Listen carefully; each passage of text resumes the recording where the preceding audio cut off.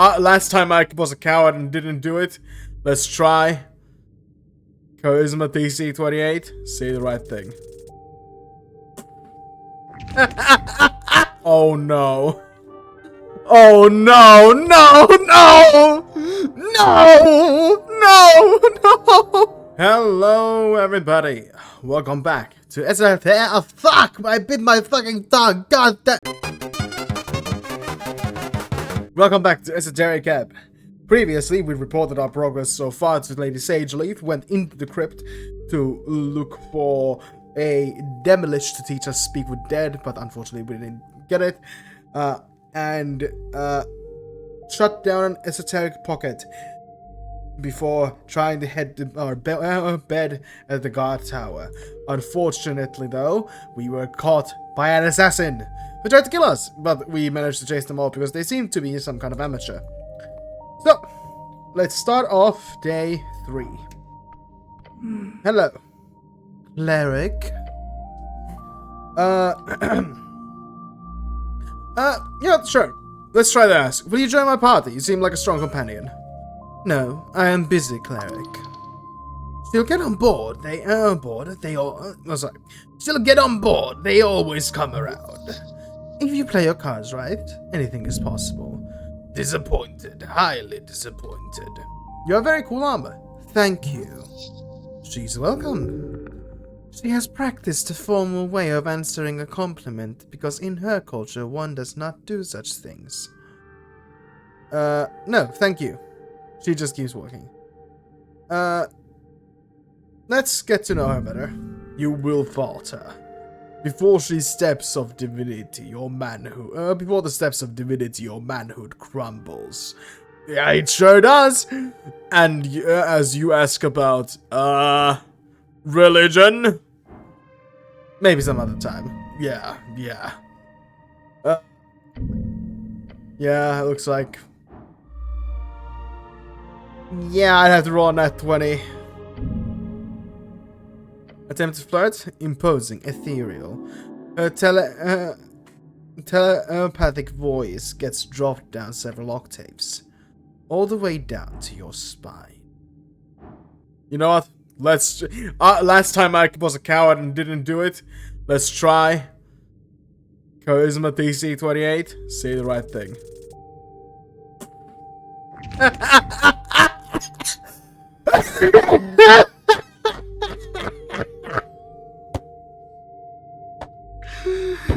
Oh my god. That's perfect. That's the best possible outcome here. Nat 20. That would have been cool, but not as funny. That is comedically the best possible result here. Oh my god, I'm gonna fucking die here, aren't I? Why are you doing this to yourself? You feel as if the world is against you. This woman, she's simply too powerful, isn't she? Like as pertains to planes of existence, yours is in a different league from hers. The type to crush you like an insect, and yet you're trying to win her favor. Nah, not today. You have no idea what to say. Maybe tomorrow, if you're lucky. Oh, yeah. Oh, indeed. This is what happens if you try to speak with women. You might as well just turn to dust. Dust? That's... You don't need to fight so much. Do you remember what she told you? The day she ran into the crowd with that scowl on her face. Oh no, Myron. It didn't start out violent. An oppressed mass gathered on that day. It was not an Azgalist thing. There was no real Azgalism in those days. Not with the human workers, at least. 500 textile workers, mostly women, marching the streets in protest of horrendous working conditions. A powder keg set off by the latest indignity thrust upon them by the factory owners. A mass of unseen skilled labor. Spawned out of cheap generators. They did not employ any wizards to maintain their magic. Normally, these invisible esoteric spirits would not be able to handle the workload of average textile seamstress. But the simplification of some machinery made it suddenly possible, okay? The women who lost their livelihood were screaming in the streets as if only natural. 4 years earlier, the Bone Purge made it clear esoteric production was not the lifeblood of Norwich. And considering the dramatic failure of Arcanist methods in the last century, most people agreed on this point. Alas, greed knows no boundaries. Myron brought me there. She did. That girl did not think about anything but the egalitarian dream. Puffed up on green pamphlets and green books, she shared that the dream with you, along with the rest of your group of outcasts. You and a handful of other activists of the youth held signs, chanted dwarven songs, and held the line as the fascists rolled in. I didn't throw any rocks. You went the peaceful route despite their aggression. As the Earth God peacekeepers pushed into the ground, bulky pavises breaking bones and dislocating jaws, the group scattered. One by one, those outcasts left to live in the system, instead of attempting to smash it with an adamantine hammer. And I stayed behind like an idiot. You stood by your principles, or you stood by her principles. She had a lot of those. When the bricks began to fly, it was far too late to back out. The roaring crowd surrounded, the batons pelting, the mass crying. The state won. That was the last time you saw Myron. May she rest in peace. What? She didn't die? Oh. Yeah, last you heard, she was leading the Azgalian front. She's their only female foreperson. Azgalian front, an offshoot of the Azgalists, pushing more extreme parts of their ideology. She's one of the most influential women in Norwich. So she never sold out. You knew she never would. She made something out of herself. Yes, she's a woman with aim. Why do I miss her? She didn't give a damn about me. Because the first feeling is always the strongest. I've had a stronger than the first. The rest are felt with cushions around the heart. Ettir is still looking at you. You meet her gaze. Perhaps you should rethink your methods here. This whole flirting thing, maybe you can try later. Right now, just chill. Yeah, okay, still religious. Oh! DC 15. You managed to realize why she is annoyed by you. Okay, do you sit here all day or what? No, cleric. What do you do then? When the Coin Lord does not require my services, I attend to the archives from dawn to dusk normally. Then I perform a patrol as is described in my service contract. Service contract, a written declaration of an oath, often used when those involved don't have a trusted deity or higher power to swear on. Sounds boring. Those feelings are very human. My service is to the Coin Lord. She's bound by duty, but where does her heart lie? Yeah. Oh, DC 15. I have to boost my strength real quick. Hey, yeah, have a good day, Ettir, or whatever. Let's see. Boost my strength. Put on the bucket. Then we put on the red gem. What else? That already gives me +1 strength. I think that's the highest I can get it. Yeah, looks like it. I'll just have to remember which ones to actually still put back on. It's, yeah. Alright. Let's try. Yep. Get to know her better. You will falter. Yeah. Get to know her better by discussing religion. Hey! We got it! This woman served Earth. Why? A woman of her caliber, a great... This woman served Earth. Why? A woman of her caliber, a great celestial of the West.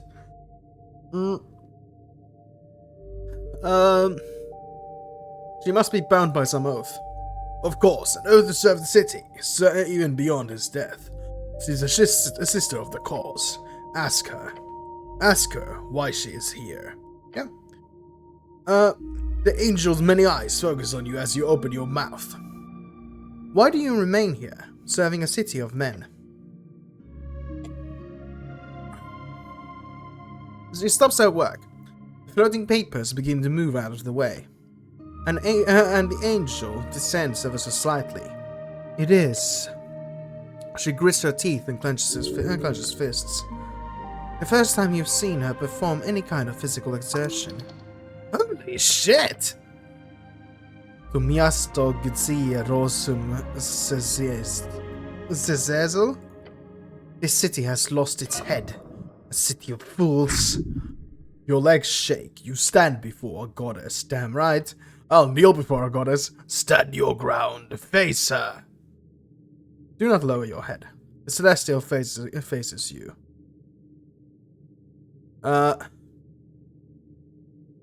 You speak the truth. The city is lost. Her normally stone-faced expression is still there, but with a swirling mass of esoteric force where her eyes are supposed to be. The telepathic voice rattles louder in your mind. A crackling boom. I am not a slave to this city. You feel as though the world is vibrating around you. The angel's halo slows. She's calmer now, as if releasing that angry remark was exactly what she has been waiting to do. But that is not Jesus. But that is not an answer to your question. I'll just listen. She lifts her head, and the many eyes follow. Why do I remain here? She asks herself, yet in your mind as well. Yeah, this is some deep psychological stuff. I didn't expect that from a celestial. The darkness within her skull retracts as she waves her hand. Ask if you're so adamant. Where do you come from?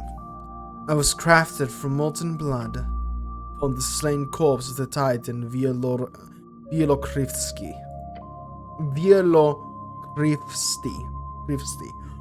My sister spawned from the flood on the slope at the closing. I am no Anticipalian. My crafting was made here on this esoteric coast, right as it all turned hellwards. It was force I learned as soon after my first light. She lapsed into more dated language when she recalls her birth. Okay, sure. This is the life of a celestial. That is where I come from, the eternal battle for the Holy Mountain. The Holy Mountain, a short name for the singular infinite mountain set along the coast in Divinitorum. One of those natural world wonders or whatever the fuck. You're kind of a veteran. A short bark and a bark of a laugh in your mind. Score. She thinks you are being funny. A colorful storm dances within the hole in her skull. Those before me, they were the ones who actually arrived on this plane. They had not even the concept of time. Many mortals say my presence is alien, all the celestials are alien to me. How do you meet Earth? She does not answer for quite some time. Ominous. At the sea, I moved with a Yimian explorer at the time, on her airship. Like the Arcanist kind? Yes, it was a slow and dangerous contraption. I was an official gold dispatch. My job was to watch the Yimian movements and report my findings while acting as an official witness. Sure.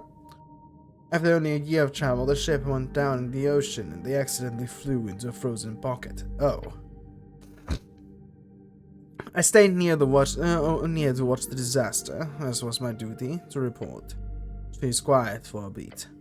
20 crew members died in the impact. The other 12 gathered on the wreck. They called out to me, pleading as they froze to death. I did not have the authority to interfere, as was the Golden Horde's foreign affair edicts at the time. Her voice does not change in tone at all, yet you can feel the pain as she tells you this. She obeyed.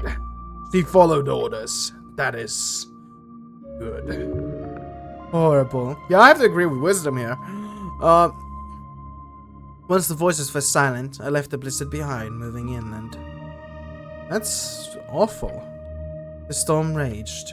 Before making it out of the pocket, I was struck by lightning. I'll let you talk. Her many eyes land upon her right arm, held out opposite the floating shard sword on her left. That is when my wing broke. I fell into the depths. Even an angel cannot withstand nature's fury. That should have ended me, yet the strings aligned. A fleet of humans were traveling across rough Azgalists waters. You ran into the Chosen People? Chosen People?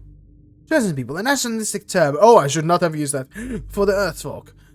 Mostly used by lovers of Earth and young men who want to feel like they're not just exploited fools in a system controlled by the Free Striders. She repeated your words. She does not like that term. The human god saved me. That is how I met him. I did not join him in his struggle with the low creatures of Disikiazimia, your Askani. Yet time I served. What was that like? You know, you have your tales. I know stories. I know the stories. I want to know them. I don't know what you thought of him. You see many, many eyes gaze into yours. He was meek. Yes? Oh, they're meek. Sorry. Kind. Reluctant. It was his weakness and his strength. Your god was a complicated man-cleric. He did terrible things. He performed great deeds. He was just a man. Just a man, huh? He built this city in his own image. For good and ill. How long have you been here? I served him for a minuscule time, approximately 49 years. So you fought the trolls with Earth? No, I joined after the initial conquest. We view time in different lights, cleric, remember that. Why Darrow? I am a senior member of the Earth Guard. The Patriarch sent my assignments. I am following orders. She follows orders, yet she rages inside. This is her struggle. I heard Nicholas Darrow's defense, along with a handful of rotating guards. It's not a difficult appointment. Why listen to the Patriarchs? Her many eyes look away, focusing on piles of documents scattered across the tower. I have nothing else to do. Ah, you're looking for meaning. Meaning. She looks back at you. Call it what you will. I'm here for now. Why not go to the Golden Horde? Do you believe them to be better? Shrug. The Horde consumes and subjugates. At times they fractionalize, splintering into deadly warbands. Usually by some divine mandates or plot, rather than similar motives to the civil wars of mortals. Her telepathic voice changes to an octave lower than before. I was a cog. Inside I could not see the contraption, outside it is clear. They are a machine, built for divine incursions. One ended millennia past. She's a damn conchi. Didn't expect that. You don't want to be a part of their war machine. This city is not a machine. It is a living, breathing thing. One that may dance or sing or run off a cliff. There is something good about it. Freedom, baby! She prefers the Earthfolkian way of life. We will not. Norway is the greatest city on the coast. I'm not asking do all Celestials... maybe there's a chance to compliment. Do all Celestials look like you? No. Too bad.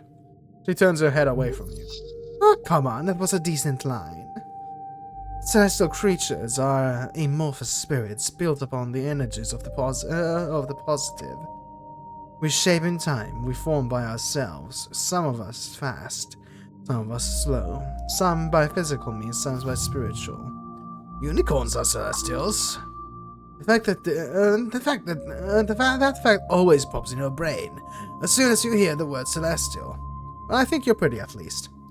No single one of her many eyes rolling your eyes and meet your gaze. Aesthetic subjectivity that was not in discussion, cleric. Please refrain from using such language. Oh, she did not hate that, did she? Her reaction, is she flustered? What, did you just fluster an angel? I have freedom to express my sexuality as much as I want. I am a man! No. Ouch, my heart. You are hurt. She states a word, thus it's a question, despite it being one. I'm fine, don't worry, sweetheart. Sweetheart? I'm killing myself here. Sweetheart. Sweetheart? Why didn't she call her broad while you're at it? No, actually, do not do that. She sighs for a moment, then gives you another calm nod. I'm not sure what else to ask. You have not inquired about assistance. Assistance? The tea shop. Oh, right, I forgot. You forgot about the tea shop? It's the only reason you're here. It's your job, man. What the fuck? Don't fuck up this paycheck. She descends slightly. You can almost look at her without bending your neck all the way back. This incident is to be investigated entirely of your own accord, cleric. I will not interfere. My duties include keeping watch of the ruins, Njastogleibli, the city below. Are you entering the lower parts of Norwix? I've entered the dungeons below, yes? Good. If I find the time, I will assist you, cleric, in the undercoast path. Her voice betrays a certain feeling, deep within the radiant heart. There's been interest in dealing with the dangers entering through the trail. It shall be dealt with once and for all. Glorious. Dangers? She says at you with many eyes. What kind of dangers? Monsters. Even when explaining things she may feel are obvious, she has an immense amount of patience. God, I'm forgetting to do the voices. She continues. Enemies of the state. The type that festers. There are many. You will need to be wary. Meek see many bad things come from dungeon. Always bad thing. Angel is scary. This will help. All from dark is scared of burning light. Your scarf that whispers to you. Meek includes self-in list. I will meet you there. An angel will surely help you a lot. Wait, that's like a third companion. At this rate, you'll have a full party in no time. You have a goddess on your side. That's kind of you. I really need help. Assume so. Rude. Blunt, you like that even if it hurts. Angel returns to her work. Yay! Ettir will now join you in the undercoast path, as long as you do not go down there solo. Have a good day, Ettir. Awesome! We got Ettir on our side! Yay! Oh, God, we have a fucking baddie angel. Oh, shit, it be raining. No, let's see something real quick. Do I have anything I can take root in? Nope. Let's see. I don't know why I'm always hesitant to actually use quick saves. I don't know. Something about them makes it hard for me to trust. I don't know why that it really shouldn't. But like I try not to use them if I can, even though I really fucking should. I had some fucking dexterity increasing item here to cover for the ruby. What was it? It wasn't immovable rod, was it? It was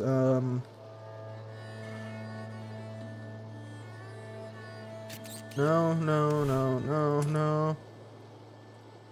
Oh, Ring of Regeneration, yeah. It wasn't oh no, wisdom increasing. Oh, where's the fucking... Yeah, that's the pot. Yeah. That's what it was. Dara has locked his door, unfortunately. Okay. Cool. Let's head over to the Drunken Sphinx, as there is a riddle there you have yet to solve, which I think we can do, because if I read it correctly when it was introduced, We kind of just have to use dancing lights and druidcraft to solve it. Oh, let's see. How much money? 245? I don't think I have enough to buy the helmet there. So yeah, let's go see what the drunken trash recycle was. Jesus, knocked over. Anything? Ooh, dream patch. Fuck yeah, I'll take it. Hey kid. Huh? Hey, it's you again. Buying something? Oh, hear anything about any assassins on Tolstad? He shrugs. Nothing comes to mind, I mean. There's always a bunch of weirdos running around the city below, you know? What about Iron Masks? Kid stares at you. Yeah, I've heard that before. Tell me. It's like, only rumors, right? But there's this group of angry people in the city ranks. They wear Iron Masks, apparently, and they fight against corruption. You know, like dark vigilantes. What are they mad about? Taxes? No, it's more like anti-freestyler stuff. Ah, gotcha. So because I briefly allied myself with Ancient Vera, then that led to, yeah, that. Okay, not anti-Azgalism. He chuckled. I don't think anybody thinks the dwarves are actually winning. Interesting. Thanks for telling me. Cool. Yeah. Citizen. That reminds me, we do have to return the ink cartridge. I hope they're not. I don't know how. Were we supposed to like sneak in the storage? Maybe that was the case.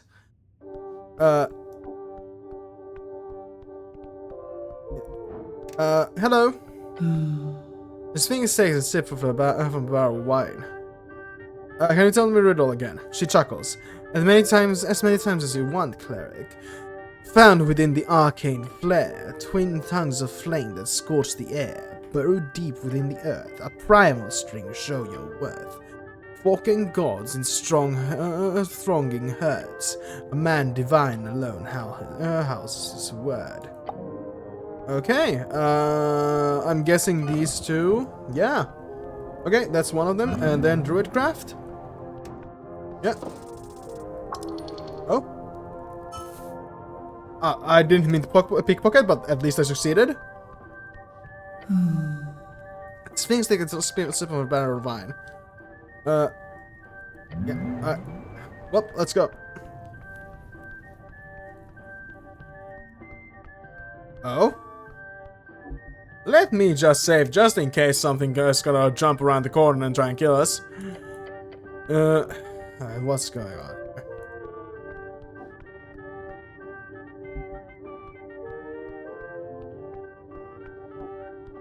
Okay. Oh no. Oh no, no, no! No! No! No! No! God damn it! No! No!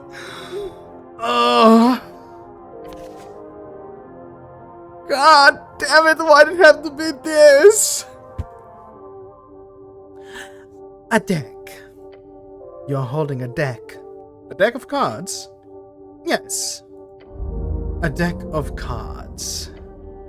It feels heavy in your hand. You sense an overwhelming power looking at you. The voice is beyond, and the beyond telling you, commanding you to close your eyes. Why should I? Close my eyes. The darkness wins. You do as it tasks. Or perhaps the darkness simply accepted you as its own. And it envelops the rest of you. What? Deck of cards is still with you. Should I draw from it? You could do that. But it is wise to not. Am I dead? No. Not this time. But you have been moved. Oh. Open your eyes. As you do, you find yourself on the floor of the tavern. This Sphinx sips on her wine barrel and laughs at you. You found it then? How interesting. In front of you, on the ground, you see a fancy zinc container. The deck of many things is yours. Do with it as you please.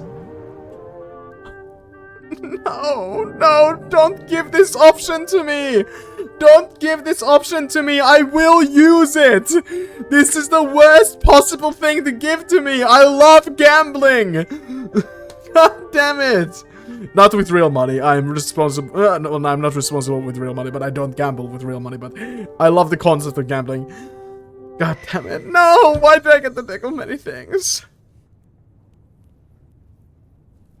A great esoteric mystery, a conundrum. The Millennium Vault. Guarded by a really riddle-crazed sphinx. There's no other type of sphinx, if you count the good ones. The secrets within them were hidden in the darkness, but you saw the light ahead. That was a pillar. Of Jor? Thinking about the big light you saw in the darkness of the vault. Yes, what other pillars are there? I'm sure there's many, but it was a pillar, one of 4, reaching through the earth, through the coast. But it was entirely made of light. That is its true form. It is not material in nature, it goes beyond. Remember what the gods did, the true gods did, when they arrived in this realm. They attempted to destroy Jor for selfish or selfless reasons, no matter which, that is what they did. But if Jor controls his gates, it only makes sense from the purely strategic viewpoints that the gods would be desperate to manufacture their own pathways, their own gates. The vault is a gate at the beyond? Exactly! If these gods had their own gates, then why are they shut? Why place a sphinx to guard this one? Why place a relatively speaking simple magic item inside as some type of reward? It does not appear reasonable.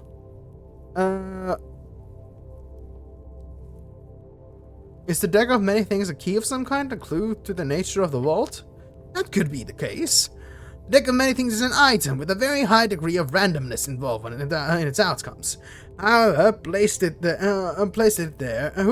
there could have done it to play a proverbial prank on the mortals who reached inside, or it could be a test.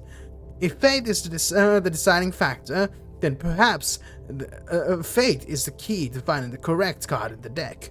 Either way, your life is far too precious to throw away at such a dangerous game. Do not draw any card at all, if you act in any way as smart as you are.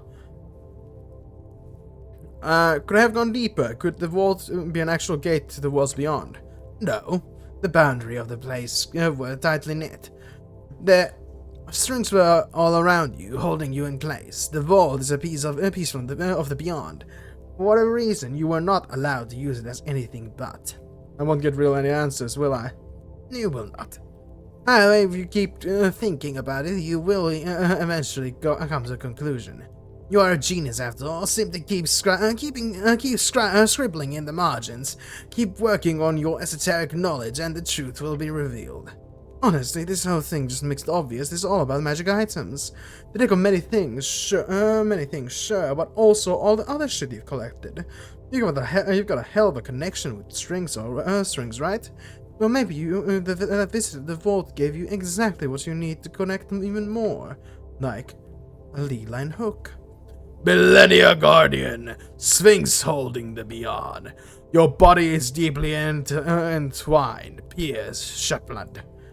Enhance your body further. Drink more potions. Potion, any magical substance ingested for a temporary effect. You could also follow the tingle.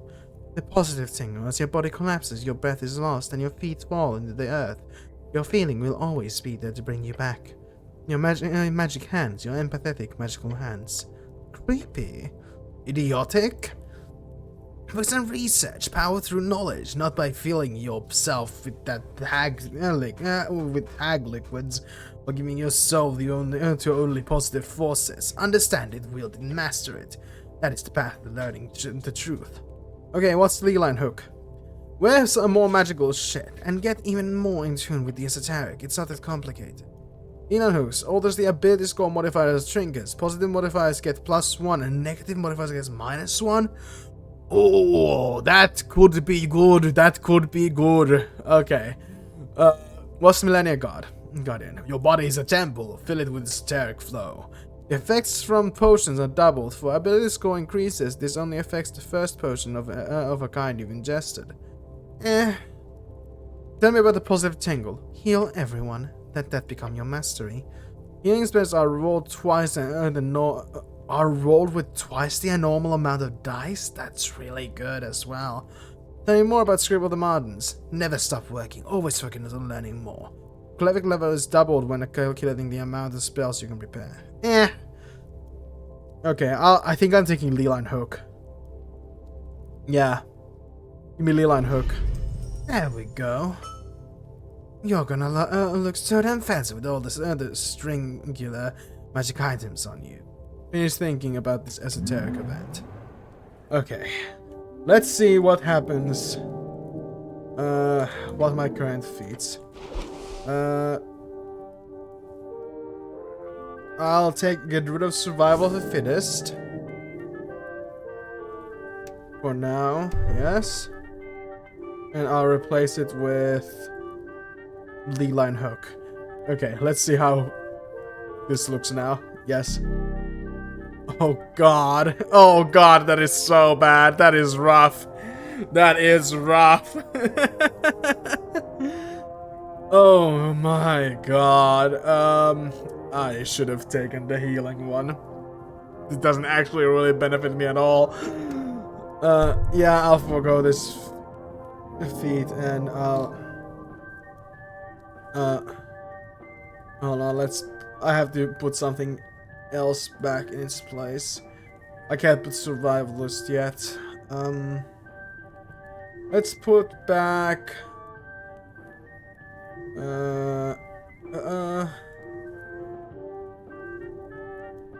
When the company during short is always will hit that with advantage. No. No.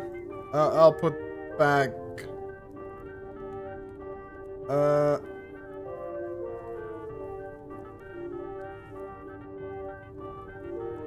Jesus. None of these work currently. Fuck it. And the company, sure. I can change that around later. Well, I solved your riddle. Deck of many things. That is your reward, yes. But firstly, I must congratulate you. Very well done, cleric, for solving the riddle. Thank you. It was a fun riddle. Fun? Precise. Sure, I'll take it. She would have preferred something like you, what a difficult and illustrious riddle you crafted, oh great sphinx Olzis, alas. She sips on her wine. Esoteric challenge over this the biggest hurdle, of course. And while I want to avoid inflating that ego of yours, little one, you do have quite the mastery of the strings. Or at the very least, some type of natural inclination. You're not the first to say that. Nor will I be the last. She purrs out her next sentence as she leans in. Now, as for the deck. Yeah? Yes. I am destined to warn you, cleric. There are few who have drawn those cards. Some will spell fortune, some death. It is the biggest gamble of your life, and you will never know the true odds. If you are willing to throw everything away at the grasp of a small sliver of potential, then draw. Otherwise, I suggest leaving it be. Once you draw, or rather once you stop drawing, it will return to the confines of the vault. How many cards can I draw? As many as you wish, but remember, several of them will either kill you or completely destroy your life. So suppose it's more like until you draw one of those. What do you know? Do you know what all the cards do? Some of them I've been around for quite a while after all, but I'm not allowed to say as much. I can just tell you some of their highs and lows for fortune or death. Ooh, okay. Thank you for the info, I will consider it. Shit. Okay, we're gonna save, and I'll make it right, I'll tell you right now. I'm gonna draw 3. I just hope I don't die. This is really stupid. You take out the deck of many things. It is heavy in your hands. One card just out invitingly as you hold it up. Alright, we're about to draw 3 cards. Let's do it, let's draw cards. Are you certain? Statistically, according to legends, it would be incredibly stupid idea to do so. However, if you must, then to reiterate, if your first card is a negative, draw 1 more, then stop. Oh, that should maximize your chances of getting something decent out of it. Okay, draw cards. The vellum material of the card feels like light as you grab it. You hear a whisper, a groan. A deep, unnerving part of you is screaming to throw everything away through miraculous faith. You flip it over. It says flames. As the card turns to fiery ash in your grasp, a terrible feeling washes over you. Doom. Draw another card. It says balance. You feel an urge to say one of 6 sentences. You must speak now. I want to be durable. And what will you give up? I don't want to be... I don't... Fuck, I'll reduce strength even more. No, I don't want to be... loved. No. I'll reduce strength even more. I'm gonna have no strength. Balance is achieved. Okay, draw another card. It says gem. With a poof, the card disappears out of your hand, replaced by a heavy, fancily embroidered bag. Inside you find amber nickels. You know intuitively how much money you hold. 50,000 crowns? The coins are worth exactly 50,000 crowns. 50,000 crowns? Look! Look at these shiny coins. She's striking big, baby. Holy shit. Now, you gotta keep this money safe in a little pouch of holding and invest, make it grow. What should I do with this money? There are magazines and kiosks. There's merchants on the streets. But right now, just keep it. Don't want to alert anyone that you're in the upper class just yet. Stop here, I've had enough. I said I'd draw 3, I drew 3. As you mentally decide to draw another card, the deck appears to react to it. The card jutting out retracts in an instant. Then the zinc begins to glow faintly blue. Then, with a quick pop, the deck and all the remaining cards suddenly disappear from your grip. No fanfare, no esoteric particles. It just went out of existence. Okay, let's save again. I said I'd draw 3 cards, I drew 3 cards, and I threw flame. I don't know what flame means. I have 5 strength?! Jesus. Well, at least I have a little bit of constitution. We should eat a few apples, get rid of the damage we're talking to Ettir. Oh my fucking god. Oh, well, I have coins at least. What does flames do? The main exit. Huh. Oh, that's the main exit. Okay. But for now, let's go get Snell. I don't wanna worry about anything. Worry about dying without my companion yet. Holy shit, we actually got it. We actually lived. Holy fuck. What was that? It was some kind of ripple.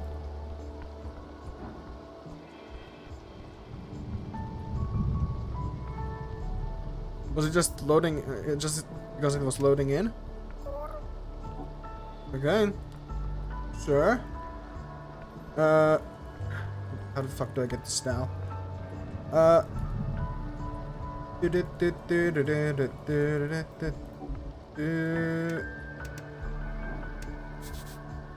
Okay.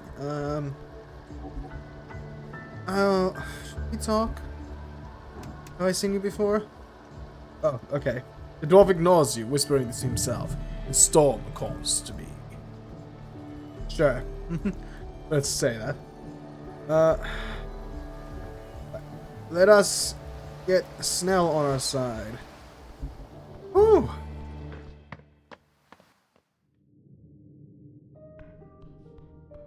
After which we're gonna go and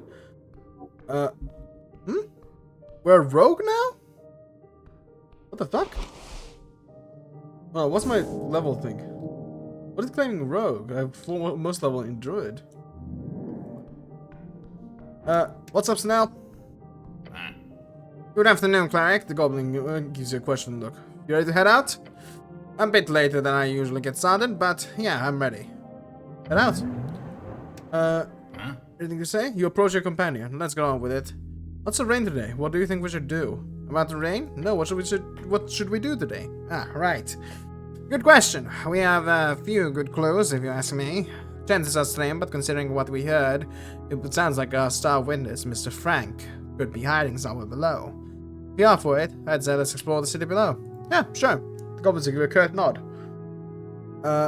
Right. Maybe we tell her.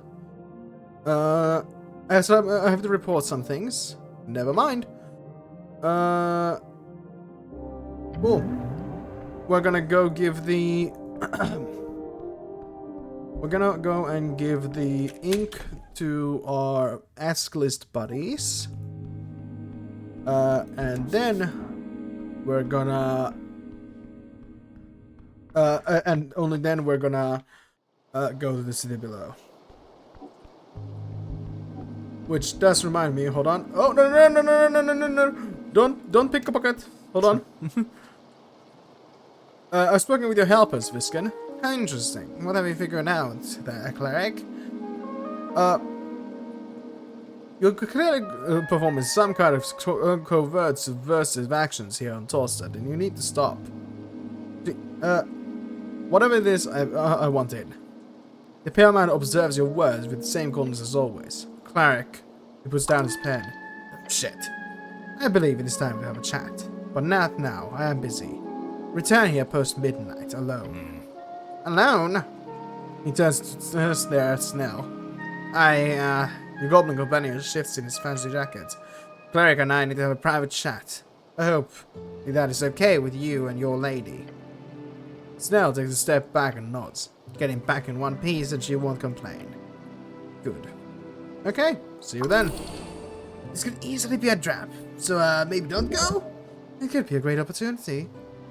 Will be revealed, I promise. He returns to the documents.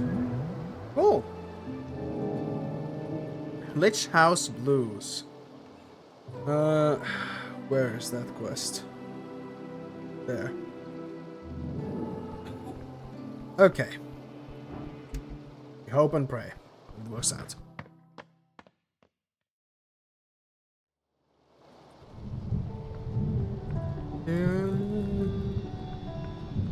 I really hope I can still help the Azgalists and it's not being ruined by... can I interact with you? Ah. Cool. They were going on a... going to have drinks or something and didn't realize that they don't open until noon. Right. But way later at least. Alright.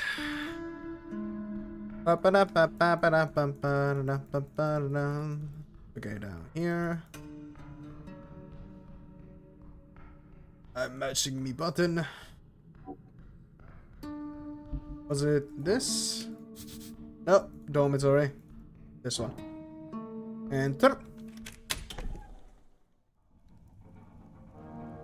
Right, I got you your ink. As you enter the sweaty apartment with the ink cartridge in hand, you encounter a rock and a hard place. The rock being the red-faced dwarf, and the hard place being an unyielding stubbornness of a teenage girl. You ruined a decade worth of goodwill. The dwarf slaps the newspaper page against his massive forehead. For what? Forehead slapping is a dwarven national pastime. The girl snatches it from the dwarf's hand. Show me a single thing that's false. I dare you. It's not truth or falsehood that matters. It's the content, the message. It's... Jalla helveten. The dwarf mutters to himself, noticing your approach. Mr. Cityman, I got your special ink here. Great, thanks. He takes a step back and quickly grabs the set of ink cartridges. Look, Alphonse. Cleric just allowed us to reach the entire city. He holds up the paper to his rocky face. They need to hear this. I got access to the warehouse. It was pretty hard. I had to... Do you know how much the palace would love to see an article like this? Do not put me in a position where I have to tell the foreman to denounce the chant. For fuck. I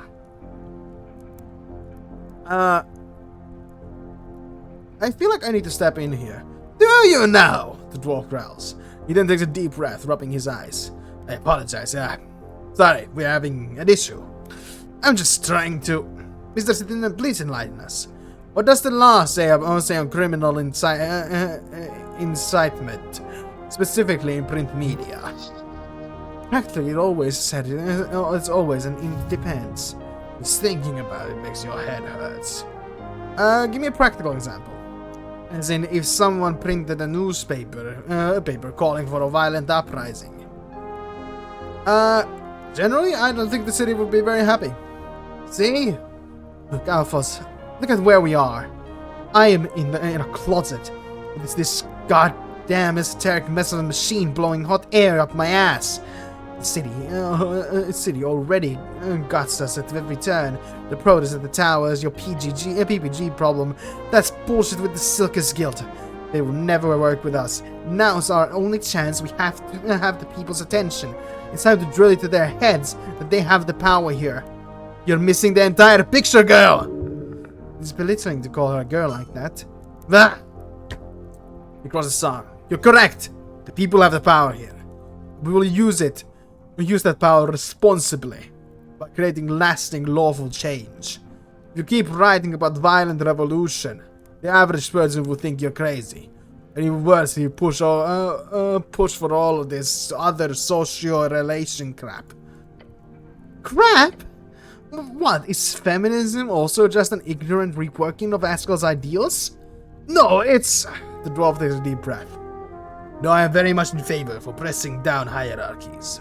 But to put such a threatening stance on the way people have lived for centuries, it's not wise. It's not wise to tell women and oppressed minorities that they should have rights. They have rights. We have universal suffrage. Norwich is the most egalitarian city on the coast. We spent decades working on that. Universal suffrage, sure, but 9 out of 10 guild leaders and business owners are human men. She taps their fingers to the list of talking points. Women earn lowered salaries across all work sectors. Citizenship is withheld from other folk types.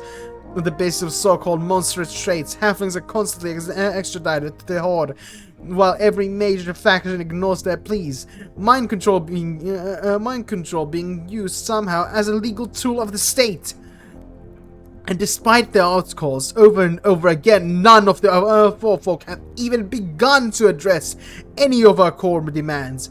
And don't even get me started on rights among MGIs or fembeard debacle, or your refusal to stand by all of our. She taps her index finger against his chest with every word. Cross, folk, attraction, couples. Stare at them both. You've told Modissa. He mutters, his voice weak and dry. Decades of work all to reach this point. You throw it all away if you try to play their game. You know the party is not behind even half of these ideas. The party doesn't have a vision. That's why we're not winning. You have many voters, as many voters as the freestylers. Potential for more. You think the numbers matter? After all you've seen, they don't care. We will make them care. Bah! The dwarf takes a step back to catch his breath. All the other workers in the apartment just seem to go along as per usual. This must be a common occurrence. Yeah, figure out why Modissa really won't tone it down. Fuck. I'll have to try it again. No. Her eyes are so filled with rage and hate. You are you dare not dive deeper. What? What are you looking at? Let's try it again. It's how did I fail DC 4? There we go.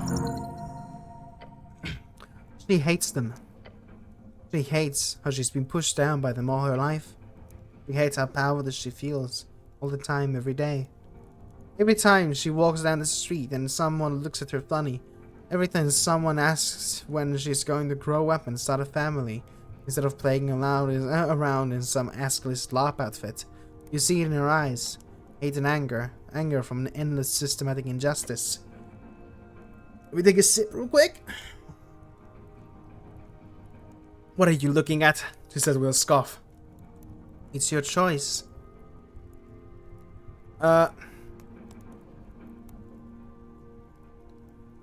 You don't need this article, Modissa. The system is unfair, yes, but don't trust alphas to change it. Change it yourself.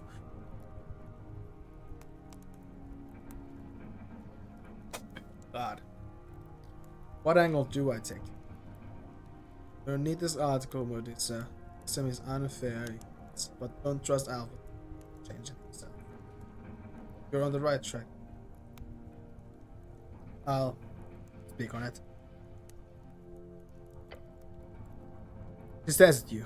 If you publish it, they'll push you out, and everyone like you.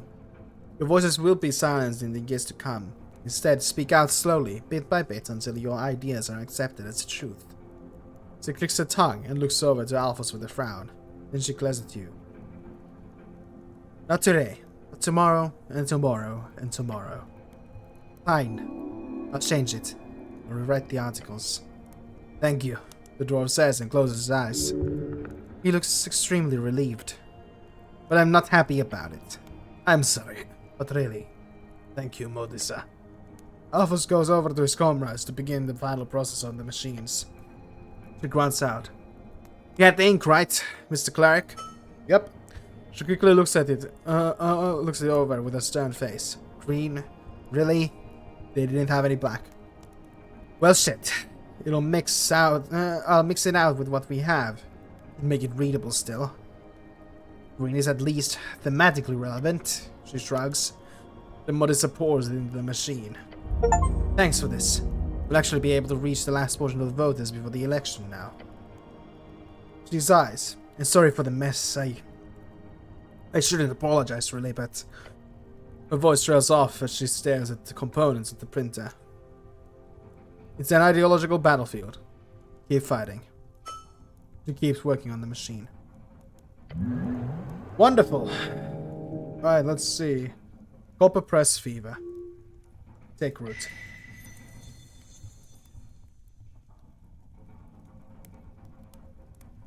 This heart pumps blood into all veins. The heart pumps.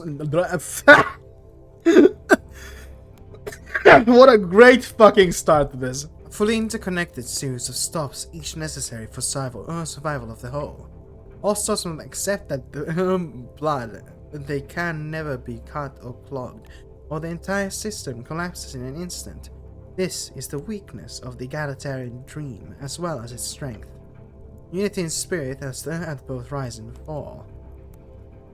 What a beautiful idea. Truly lovely. Azgalism was born in the conditions of twos. The first, a literacy of the masses, created in various forms across different cultures during the Arcane Era. The second, a deep enough divide in wealth between the masses and their masters. Feudalism holds deep and fast due to the inability to avoid serfs to understand the functions of their system, to see their own shackles and how to break them. The more advances governmental structures of both federated magedoms and parliamentary republics and their constitutional empires all grow partly due to their bourgeoisifying nature and modern city-state industrial developments. In this, some states hold out better than others. Some floating cities, like in Old Diminor, specifically that of the Shadow Lord, would grant access to the magical food to all the lower classes. Others would offer free education for all children, no matter their birth, in order to find those gifted in the art of the esoteric. Actions like these, along with the steadily rising quality of life, prolonged the spreading of the working class resentment. However, Rockfall Empire had no such luck. Kingly line had sat on the forged throne for hundreds of years. The monarchical autocratic ways were roughly burrowed into every cavern and fungus form and their population.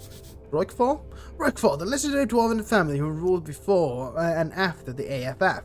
Today the leader, Kettle Rockfall's son, holds the forged throne and has managed to somehow keep the Federated Union halls intact. AFF, Askel Folkham Forge, dwarves old Askel Underground Empire. Askel Folkham Forge, the name of the official Undercoast state ruled by Askel Ashmask and his Azgalists until his untimely fading.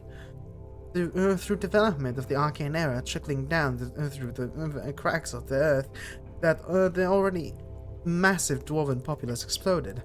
Within a generation, it doubled. Approximately 30 million dwarves lived in the Empire by 440 AE, the vast majority of them living in absolute poverty. Starvation was rampant in times of rot and conflict. Heavy taxation mixed with little to no protection from monsters or raids meant that the life of Zeus was hard and rough. It was in these conditions a man was born and raised. His dreams filled with one thing: emancipation, the right of every dwarf to his own hammer. That man, Ashmask. Yeah. The dwarves had been pressure cooked in wealth inequality for too long, while also having access to information about better systems. And it had been spoken of for decades. What Azgalists did was gain access to books by banned dwarven scholars, gnomish tinkerers, and philosophers, all pointing him towards his own brand of radical egalitarian ideology. Azgalism exploded. With Azgali's revolution, yes, but it was born as early as the Divine Era. For these dreams had lingered in the minds of all folk for as long as there have been shackles, and they have been documented about for as long as there has been paper to write on. Yet, it took a walking god to push the oppressive regime back. But Azgal wasn't a god, he was a man. Azgal was a man blessed by divine force. He was no god, yet it is true, despite what many say, that he used the great esoteric power and strength to lead his revolution. Understandable, the Empire probably had a ton of wizards and magical forces, just like the alchemists during that era. Ghost War was underway, after all. Esoteric reality begets esoteric means. Many dwarves died during the initial fighting. Many more died during the first years of the AFF. How many exactly? Millions. There's a lot of dead dwarves. This is a point of contention for you and many others. Azgalism had a slow start. The dwarves quickly pulled out of the Coast War, leaving the VK behind. But with that, many dwarves were put back into the workforce and reunited with their families after decades of warfare. Economically, they were unable to manage such a sprawling set of states directly, but the fungus farms and vast caverns valleys were handed to the people who worked on those lands, instead of the greedy nobles who once lorded over them all. Azgal took steps in the right direction, even as all forces in the world pushed against him. It was worth it.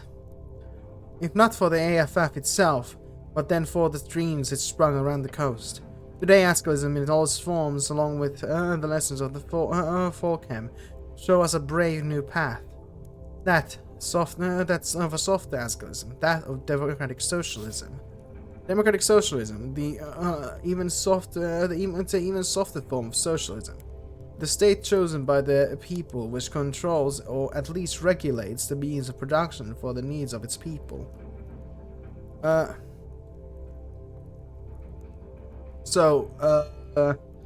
guess a good compromise. It is. The argument against social democracy in Azgalist circles is simple, however. It does not do enough. Forces of capital easily consume and co-opt the social earliest origins. They did just this in Savani, before it was taken in by the Freeze Riders as a free city. Norvik itself is under that same threat. As such, it remains a debate. The dwarves who have made a great cooperation with the humans of the city all have converted to this nicer form of slow incrementalism, a social democratic ideal. In this unity between humans and dwarves, you also see this grander vision of an egalitarian future, for there is no greater example of post-folk-type exclusivism. But at the same time, the younger, more hot-headed Azgalists also have a dream of their own, one of truly owning the means of production post-haste, like Azgal intended. But the question remains: you have dealt with it firsthand in the past. Should Norvik embrace radical Azgalism? continue down the path to social democracy? Shit. That is a good question. I think there was about 20% supported Azgalism, 40 on the side of nationalism, 20 on the side of free striders. A radical change is the route that gets the results, in my opinion.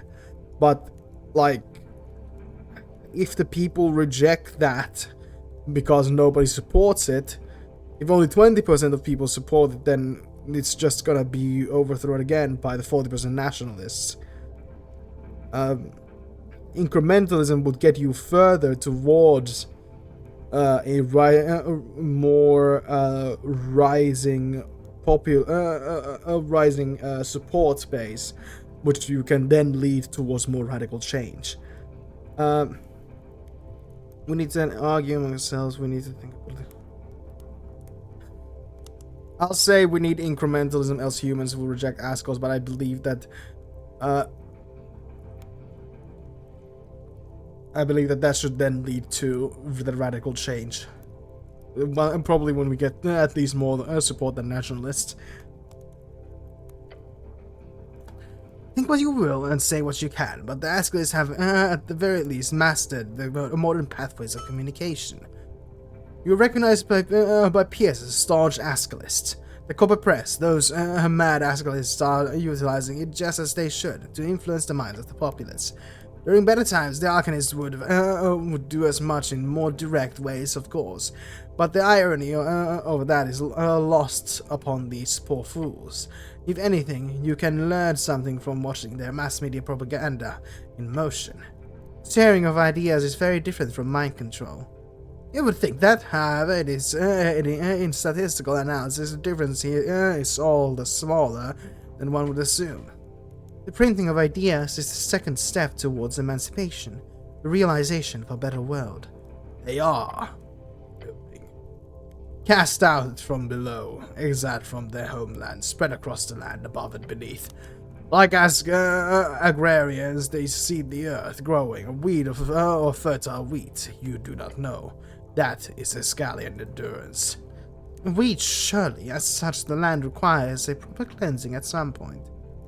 Another weed, a fungus, meaning a family of 16 dwarflings, all hungry from working the fields, and if they do not have enough to feed themselves, their neighbors will share what they have. That is a dream, that is the communal spirit of Azgalism. Tell me about mass media propaganda. Change their mind. If you are not allowed to do it hysterically, then do it via the written word. All those ability score modifiers on texts. Positive modifiers get... No? Tell me more about human-dwarf unity. Together we are strong. Social communal Azgalism utopia. It can be built. Human-dwarf unity. While you are at full health, whenever you take damage, those dice are rolled for disadvantage. Not bad. Azgalian endurance. Ideas are infectious. They live on. For every 3 hours you spent being exhausted, you lose normal exhaustion. I don't think I've ever ran into exhaustion just because I actually do sleep at night, so... Other human dwarf and dwarf unity. There's no bad choice, be what you will. Human dwarf unity. It shall continue ever on. The society in which folk life is only suggestion, and not a barrier of any kind. Stop thinking about Azgalism for now. And... Fuck. What did we add here? Choose feet. Hold on, what do I have to unchoose? Lady Fair, no, I'll keep that. And yeah, Circle Sword Conflict. 1 hour for every hour that passes is at this point. And Copper Presses. Yep. And we're getting a level up. Oh, lovely.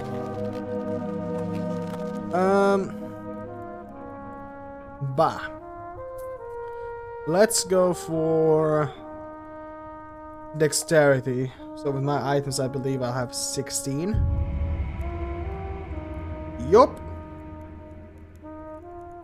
we'd make a decent, medium armor cleric at this point. Or a not so bad Feywild's ranger or something like that. Alright. Oh, you know, just a good asteroid. Let's go. Yeah. Anything to say? It's the city man! You see the throng of dwarves shuffling around in this tiny apartment. The smell of confined sweat. Yeah, I have terrible memories. Welcome to the Azgalian Sanctuary of Dostar, or AST. No spells, it's like they stack on top of one another. The apartment full of nothing but dwarven willpower. Yeah, I've been here before. Let's just skip through this. Do you have anything in mind? Oh, but another question. What can you do for the Azgalian Workers' Party? Give me a quest right now. The wolf sucks in deep breath through his teeth. Then he glances to his men before nodding slowly. We don't really need anything right now. Alright, yeah. I've only have 5 minutes of Waterline docks. Brilliant speeches on overseeing poster distribution, all in preparation for the great march day before the election day. So tomorrow, boy looks like he's thinking of several other things he needs to be doing right now. He's trying to make you think he's busy. He's also he might also be busy, but still. There's no real need for a spell-slinging cleric here, I'm afraid. Fair enough. It is what it is. Elections are war through organization and press. Not magic, those days are long gone. If you wish to help them, do not offer them a cleric. Instead, offer assistance in their printing. Speak with Melissa. Do you think it was smart to cool down the radical stuff in the chant? Yes, I do believe it was for the best. Humans do have very different perspectives from dwarves, and that's important to remember. For the party's current manifesto focuses on collaboration and guild organization. Or for some kind of uprising, even an economic one, would be a very disruptive towards the goal. But at the same time, without the project, the powers and united strength of the workers, all the workers, can we truly win the hearts of all the Norwegians? The dwarf shrugs. We will see once the votes are cast. He sounds like a man who knows very little but feels very much. But we will not forget the help you gave us with this ink. Without you, the large parts of the city would be without the Azgalian chant. A belt of dwarven kind! He hands you a large belt encrusted with the dwarven iconography. For me? Just throw it over your shoulder, Carrick. Disprove your dwarfness. Be proud. I am a dwarf! Hold it out. All the dwarves in their paws and give you a little applause. The cause is proud to have you on its side, comrade. We will not forget it. Awesome. Belt of dwarven kind. Let's see. Let's do the con, apply this one to dexterity, advantage against dwarves. Well, I kind of don't have anything I want to replace with that. So, no?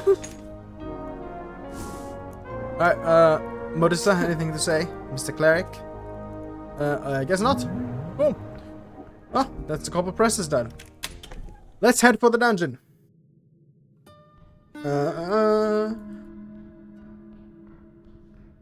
Can we just go through here? Goblin Garden, it smells musky. Fuck yeah. There we go.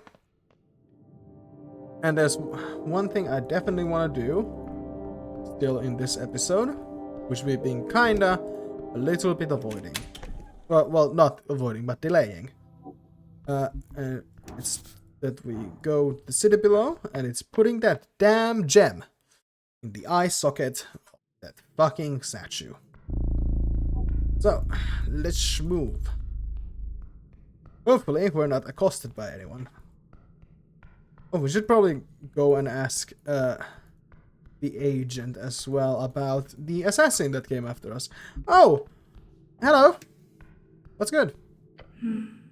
The Boston Inspector hangs delicately in the air before the pillar. Her face is lit up by the dungeon glow. Eric? Snell? Yo!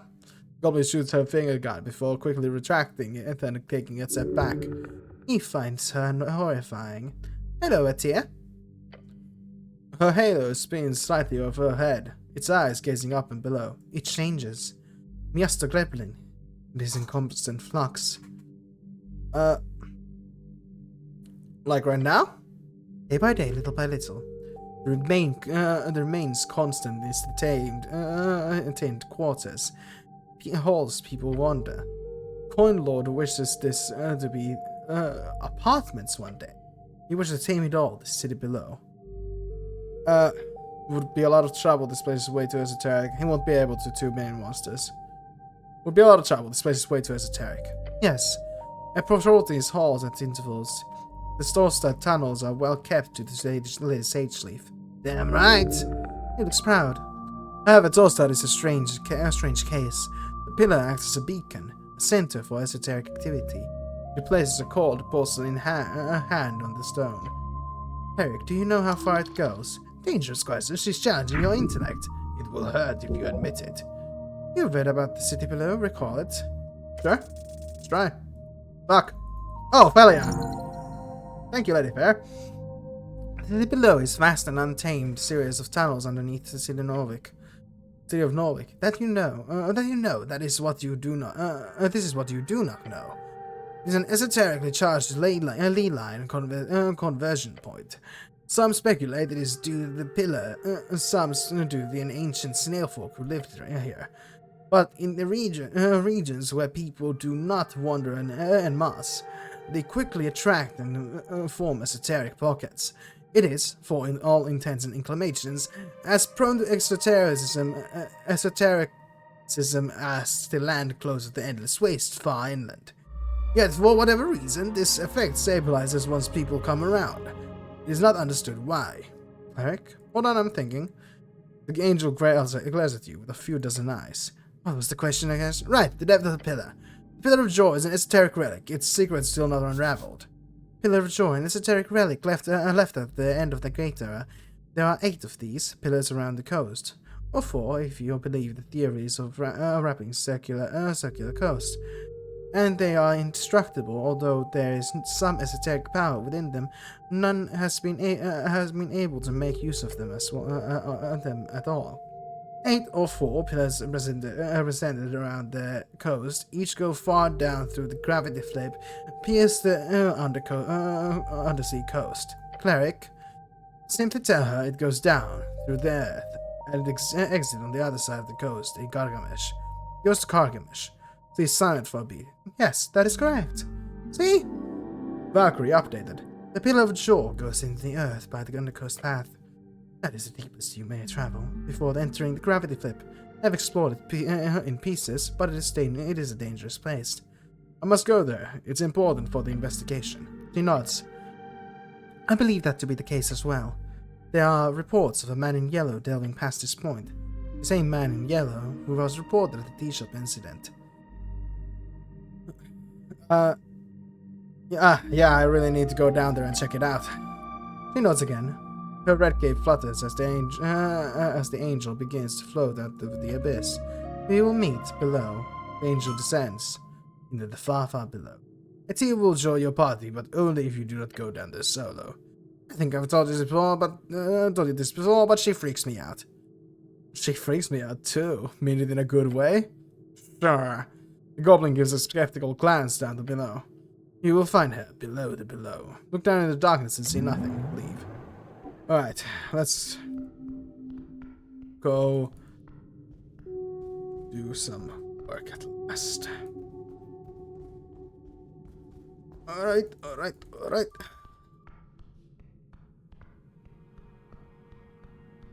Ooh, and I think once we put the garnets inside and the garnet in the eye socket and do whatever else we have to do, beyond that we'll have finished off this route of the dungeon.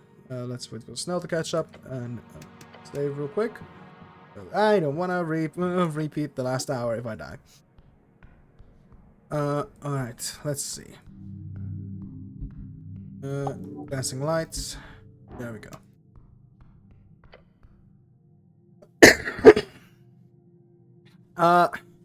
You approach the ancient shrine. Check out the empty eye. The stony eye hidden. The stony lion's head glare. What did I get hidden? The stony lion's head glares at you with that one sunken dark eye.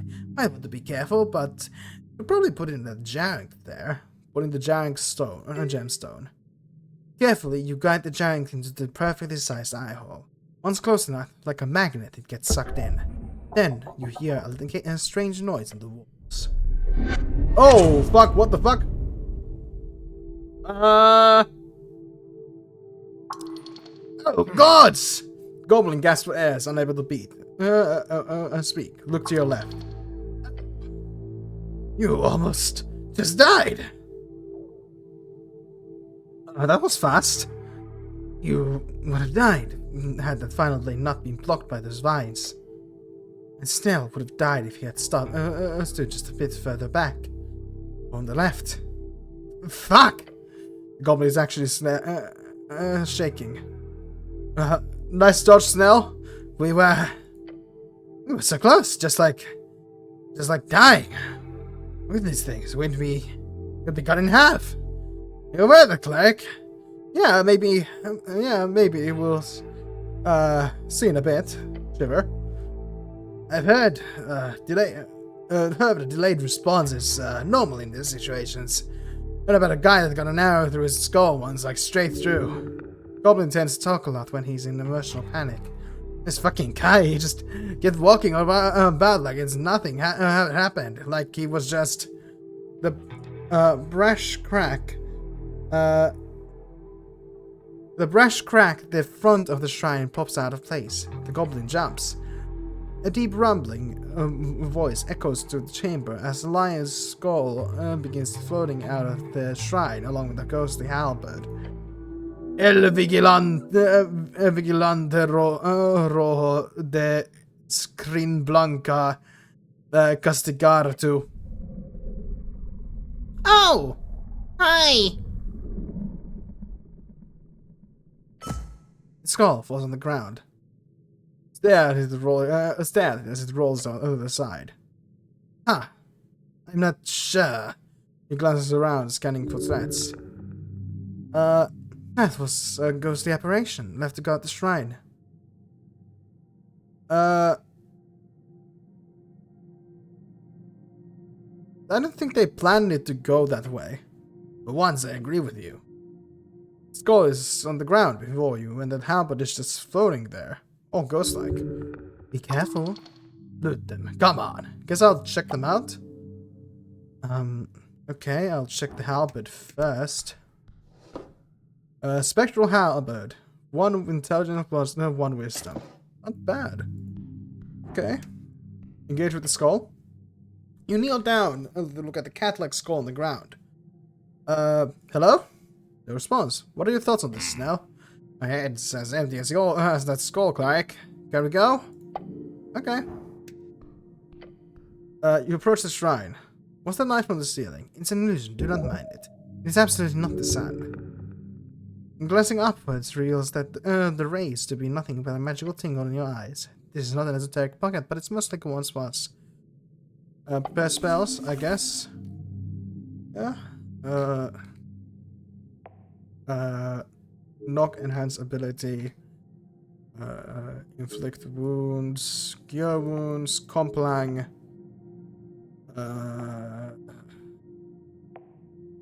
What else? Grace. I don't really know what I use that for. Charm person. Shit. Prayer of healing. Speak with animals. Feel of faith, fuck it. Okay. I guess we have to come back here once we get to speak with dead, but we really have the int for that. Anything down here? No. Okay, well, I guess this part of the dungeon is done for now until we get to speak with dead, which is... I mean, we couldn't go try it. It's like a DC 15 or something now. We'll just have to select the right items to increase our score as much as we can. Ba-da-ba-ba. This way, right? Am I remembering correctly? Yup.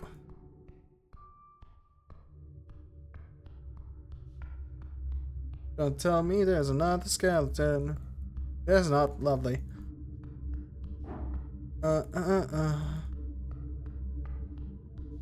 Oh! Duck is here. What's up, Duck?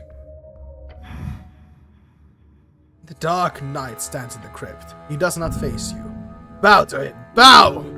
He's very, very still, unmoving, unbreathing. Good night, I must... His armor creaks, his body moves. A voice. Soldier, well fought. Oh, against the skeleton? He holds out a gauntlet towards the open tomb. Divinity hold ground. Feel it. This guy scares the shit out of me. Snell whispers to you. Such an edgelord. Edgelord, the name of a famous knight in the service of Shadow Lord, also a term used for people who dress up in dark armor and brood a lot. Hold out a hand towards the tomb. The string. One of the of utmost importance. The cradle's here within this one point. The first tomb. Oh god. Let's grip the string. Fuck yeah, baby. -3 is so shit. You do so with decisiveness. There is no question of the sanctity of this place, but you have never understood it so well. Something has changed within you. It reminds you of that cantrip you used to cast all the time. Thaumaturgy. Let's cast that shit. The power was within you. Use thaumaturgy to unveil sacred locations around the city.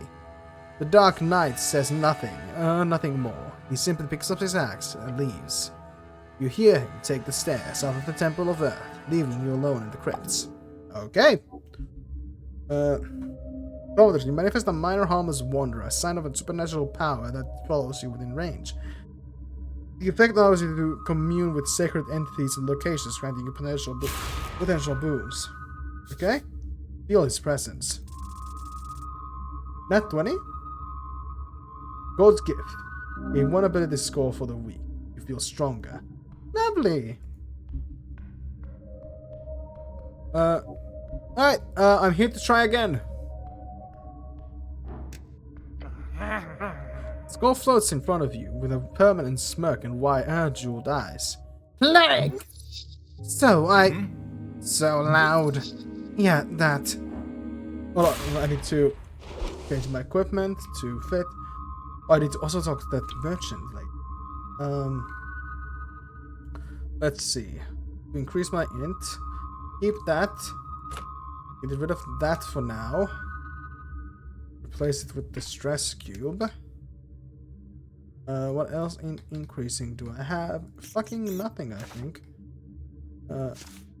+1. Sure.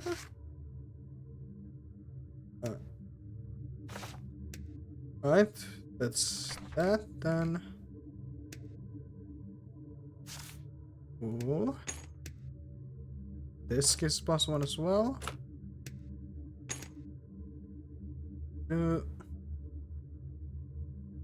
That's 14. I think that's probably the best we're gonna get. Okay. Lyric! So loud. I will attune with Necromancy. Let's try. Fuck yeah, baby! This Demilich believes himself to be your teacher here. He might be insane, but there is still knowledge to be had if you can decipher it. Tell me as best as you can. The School of Necromancy. How do I master it? Strings are strings. They are equal but different. You must have seen them a lot, since you have them running through your flesh as flesh in the masses. I do. He continues. The string of necromancy becomes that when it intersects with negative energy. Thus it begins to look like flesh to me, for example. I have surely as many strings going through my existence as you do, except mine are necromantic. Yours are... The skull shakes a bit. Many others. How do you deal with strings usually? When I attune with strings, I twist them. Ah, so that is how you cast your organized spells then. Necromancy is special because of that negative energy. Twisting a necromantic string would hurt. Naturally, if you are anything but not alive. A living necromancer learns to either manage the pain through mutilation, religious fervor, physical numbness, or they learn to cut the string. But everyone uses a different terminology. You might have heard it called willing the string, or mastering it. Mastering the string is cutting it? What the fuck? It's the step every spellcaster must go through to reach the hierarchy of magic. They must learn to manipulate the string's shape. Shape of the string? Yes. But it doesn't have a shape, it's just a dot. The skull laughs mockingly. Why do you think they call it a string then, dumbass? Its measures change over time. You might have grabbed and twisted your string in the moment, but cutting a string means grabbing it independently from all its other parts in the past and in the future. Don't just twist it separated from itself. Of course! The talk about mastering string, it's all making sense now. The string goes through time. Manipulating it more closely requires it to be twisted only in the now, without the other baggage. Stick out your hand. Yes. Locate the string near Bonderval, a pale string. Yes. Twist it. Shit. Open your eyes. That hurts. What? You twisted the string into a cure wounds, you idiot. It's like a what do you say? Motherfucker! Yeah, cure wounds, first level abjuration, necromancy, disable spell. It heals the target. I failed? The skull laughed intensely. You did great, cleric, or should I say necromancer. That was cure wounds for sure, but a necromantic cure wounds. Instead of cure wounds cast through a sissy abjuration or hardcore flesh melting transformation, you now manage to simply remove the negative energy to reach the same conclusion, healing. Although, yes, it did hurt like all hells. Since negative energy obviously is kind of my thing here as Glorious Lich. Oh, so I mastered necromancy? Not a statement perhaps, but you should be able to cast the one spell you're looking for at least. Speak with death. That's what I'm talking about. That's great. It would be extremely useful for the case, obviously. The skull nods. You want the spell scroll? That'd be useful, yes. It's called widens jaw, then it coughs up a tiny spell scroll into the altar. Grab it. You've earned it, my evil apprentice. As long as you use it for selfless goals, there is no evil in such magic. Probably. Glorious. Another tier of magic unlocked. Even if it's just a third level spell, this will surely lead to greater things in the future. If you have any other questions, go ahead. Speak with dead. That's 5 questions, right? Yes, indeed. Plus, this spell does not allow the spirit to learn anything new. It just literally animates the simile of the creature. It's an extraction tool, not a way to learn information. So if a dead person is being targeted by Speak with Dead, and then resurrects, that person will not remember the questions or answer it gives. Not one bit. Except, of course, yeah? There have been recorded instances of it happening. Rare, very rare. But only for creatures entangled so heavily in the strings of jaw that their spirit itself grows tendrils, so to speak. Strings of jaw strings. If the spirit lives entirely within the strings, then it theoretically could listen in on, so to speak, on the Speak with Dead conversation. That's entirely based on conjecture, along with some instances I've encountered during my necromantic studies. Nothing to base worldview on, wouldn't you say? Interesting. Indeed. Good job on this. I can see you have an extreme talent for handling strings, beyond what I've seen in many youngsters. I would love to have watched you burn out on a battlefield among the hags and legionaries. The skull is out of crazed laughter while spinning around in the air. Anything else, want? No, fuck off. Alright, let's go back to that skull right away. I want to see. What's this? Your people's resting place. Okay. Pick me up. Regain 1d4 hit points. Cool! Thaumaturgy is really useful. Alright, let's head back down, see if that skull there is meaningful. If I can talk to it with Speak with Dead. I doubt this halberd is all we'd be getting from it. Which reminds me, let's put that shit back where it was. Yeah, right. Oh, so many earthfolk, so much suffering. Another pick-me-up. Cool.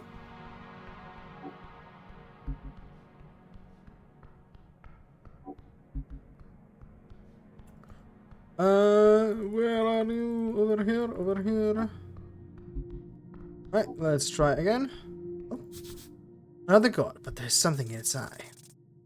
Fuck. Oh, still. Okay. Let's see.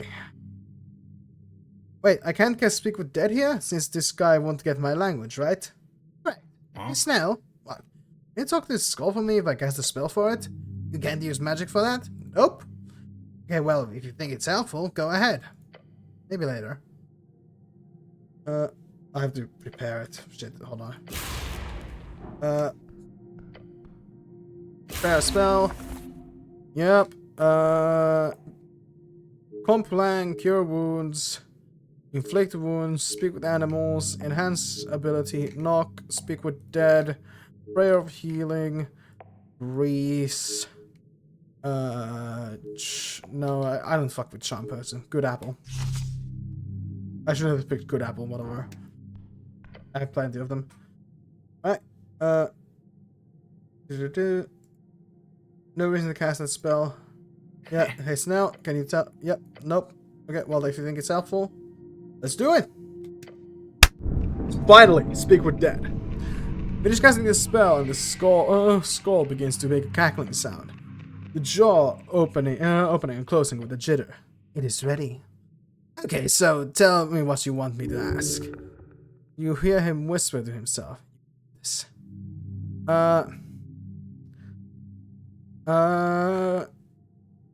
What is your favorite color? About his job. Okay. Te gusta trabajar. The skull almost shrieks.